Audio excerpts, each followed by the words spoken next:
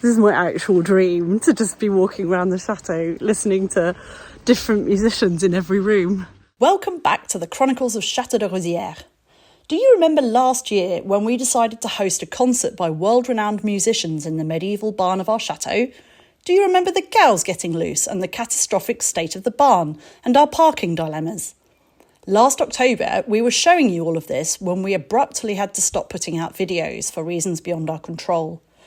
This week, we're finally going to show you how our entire community of friends, volunteers and neighbours pulled together to get through a week beyond any other to attempt to keep the concert plan on track. Hello everybody, this is Amy from Chateau de Rosieres.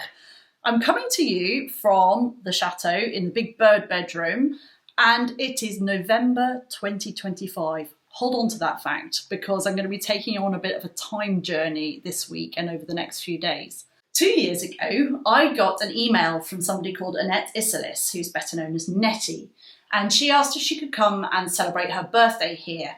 And I had to say, I'm really sorry, we're not open to the public yet, we're still in full renovation, but if you want to come and bring your friends, then you're welcome to have a picnic and a look around.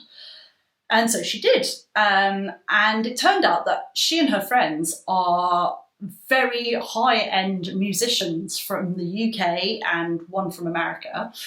And they regularly perform all over the world in great concert halls. They're founder members of the Orchestra of the Age of Enlightenment, former leader of the Halle Orchestra. These were amazing musicians, and I spent most of my life playing music, violin and viola, and I'm passionate about classical music, and I got so starstruck. And I was amazed when they made the suggestion that they could come back, and they could come back with their instruments and maybe have a little week here and play a little concert at the end of it. Yeah, all right then, yes please, this is my dream come true. So I spent the next year after that trying to make this dream come true. Nettie came back, we looked all around the area, we looked in churches where they could perform because we didn't really have places for them to play, but she was quite set on our barn, which at the time was completely full of junk. I mean completely jam full of junk. So it was quite an undertaking to get that from junk barn to concert hall, and we've already covered that transformation in a video that we put out last year.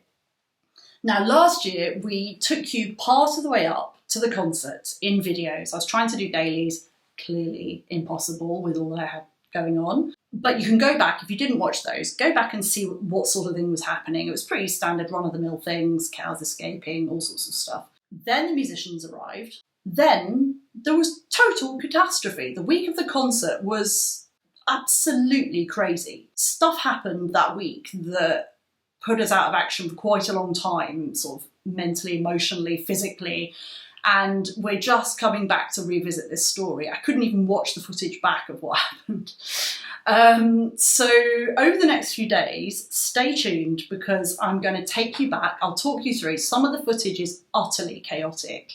I just tried to keep the camera rolling and various other people. And then amazingly, we had the foresight to book in our friend and photographer Adonis to come on the Thursday before the Friday concert and on the Friday. So you're going to have my jumble of videos today, and then we're going to slip nicely into the videos, beautifully professionally filmed videos of Adonis after that. And I hope you stay with us, because they're not very long videos, but they're going to show you a pretty epic storyline ending up with a pretty epic concert at the end of it. Stay with us.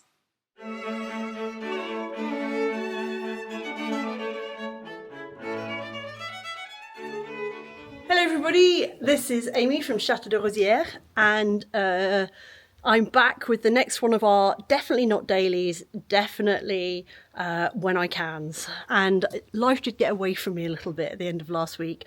Had to take a bit of a step back. And also earlier this week, all the stuff I've been doing is just driving posters around to put up, ordering things online, and it's just not interesting to look at. But we're having a big push. It's Thursday today. Who knows when this will reach you? And we have to get everything ready because the musicians are arriving on Sunday, and some are staying with us and some are staying in a gîte. But I just want to make the chateau nice, and we also have to finish preparing the barn. So having a big push this afternoon, and I'll just be filming little bits of it so that I can actually be efficient. And I've lost the tripod. I'll try and do a time lapse, but it may not be very effective and might fall over part of the way through. Bear with me. So this is the entrance hall, and for quite a long time it has been an area of storing things, and it's the first thing you see on your way in. And we have a big problem of damp due to a leak, so we haven't been using it a lot in here, but hopefully we're going to clear it now with the help of my friend Melanie, who just disappeared up the stairs.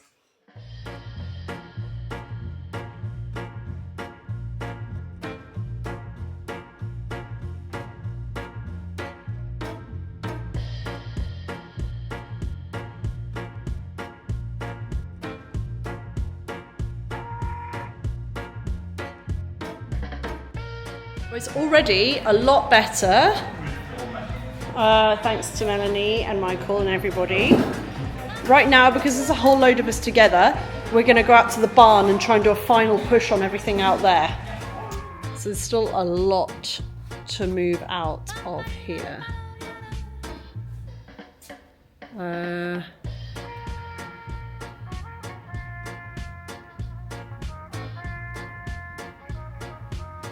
And a lot of cleaning to do. And let's see what we can achieve this afternoon. Mark, where do you want us to put all the wood and stuff from the barn, or do you want us to use our imagination? Yeah. Okay. The doors are going in, the usable doors are going in the other sheets. Yep. And the rest use your imagination. Okay. The thing we have to move here is a dismantled, wonderful old water pump that's outside, and it's outside the barn, which if it's nice weather we might have the interval wine and things out here. And there's the small matter of the large, what do you call that? What would you call that? Windmill. Windmill, the actual sails, Yeah, sails. rotors. Who knows? Who speaks English around here? So we've got to move that lot now.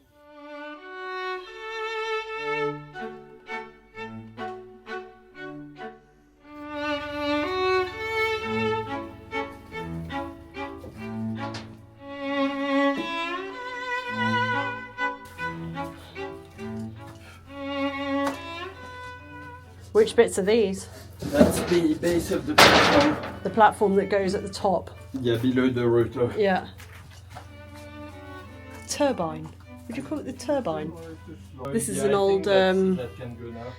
kind of cellar type thing that's not below ground that we had redone early on because it was falling down. It's proving useful. And that's the bit that turns in the wind, isn't it?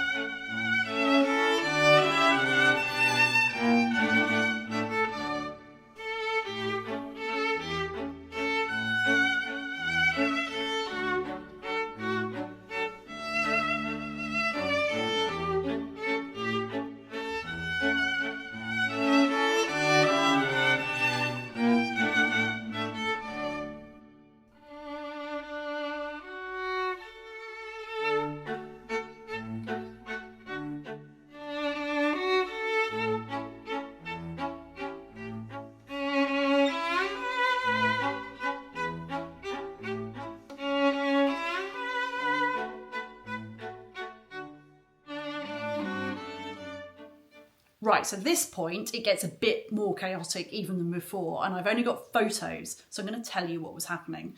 I had to do a huge amount of shopping. I had to get food for us, for the volunteers, for our friends, for the musicians. I had to buy all the food and drink for the intermission. And whilst I was at the supermarket on a very rainy night, Marc and some neighbours decided to move our grand piano from the chateau to the barn in a storm with very little equipment. And I'm pretty glad I wasn't there because my piano is my baby. And Michael, who was there, one of our friends, was white as a sheet when I came home, but it made it in one piece. I also had to clean all of the musicians' bedrooms before they arrived, and there were quite a few of them. And then we had to go and pick the musicians up themselves. And so I think where we're going to join you now is after the musicians have arrived, and we had a lovely dinner with them that evening. And then the next morning, my first task was to go and get a harpsichord.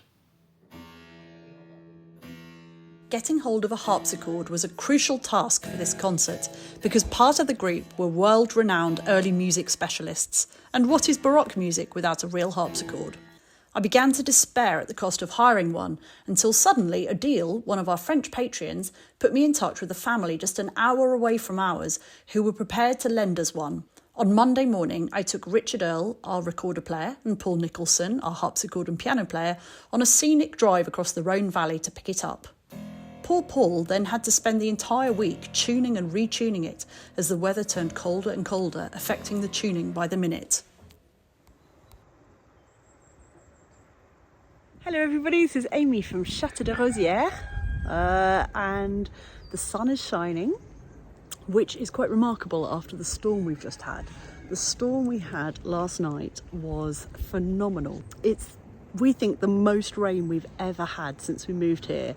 We have had floods in the cellar, floods in the coach house, floods through the roof, floods in a bathroom. It's just been coming through everywhere. We had huge lightning strikes really nearby, high winds, quite something. And to say that wasn't the craziest thing that happened this week is something. I said I was going to try and do you dailies in preparation, but truth was, it took so much time and effort to get to a point where the musicians could come to the chateau and it not be appalling. Then the kids got ill from school, and then we had a very shocking bereavement, somebody extremely special to us. So yeah, we've been reeling from that the last few days, couple of days. But the sun has come out, the musicians are playing, and we are determined to make the most of this incredible opportunity and try to enjoy it and make these musicians feel welcome. And I think I'm going to show you a bit of the barn whilst they're rehearsing now. But I think we're doing pretty well. In fact, we've sold out the concert, and the slight panic is we may have oversold it. So right now I'm going to show you the concert with the concert hall whilst they're rehearsing, just from quite far back, and then I'm going to go and sort my ticket lists out, because the thing is, I've got the online ticketing system where I have limited the numbers, and then I've got people keep phoning me, and then other people keep sending me checks in the post, and I've just got to line them all up and check that I haven't oversold.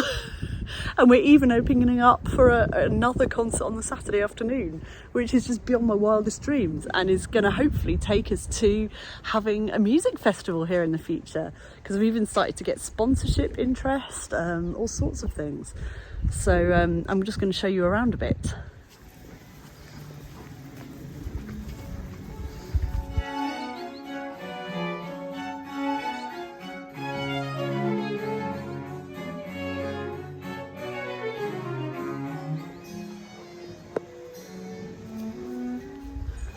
There's a violinist in a tower.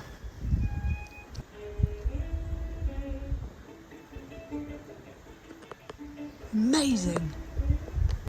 This is my actual dream, to just be walking around the chateau listening to different musicians in every room. I'm so excited. Someone else practicing in the dining room.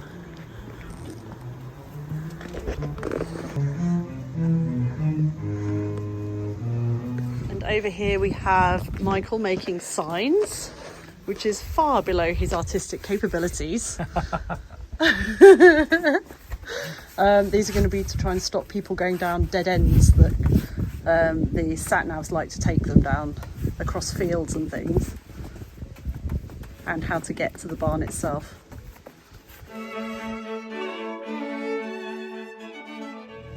Our biggest challenge now is the outdoor toilet. I think it's the only big thing left apart from moving the piano. So Marc's bringing the digger up to see if we can pick up an old one that we'd made as a temporary one before. She's in a seatbelt in case anyone's concerned. It's made out of old pallets, I think, this. It's not in the most amazing shape, but it's also not in the worst shape. So the key will be when we lift it up, will it fall apart? And how are we going to get past the sinks? It's not too bad, actually. There's one bit that I think might collapse as we pick it up, but I think it'll be all right. I know.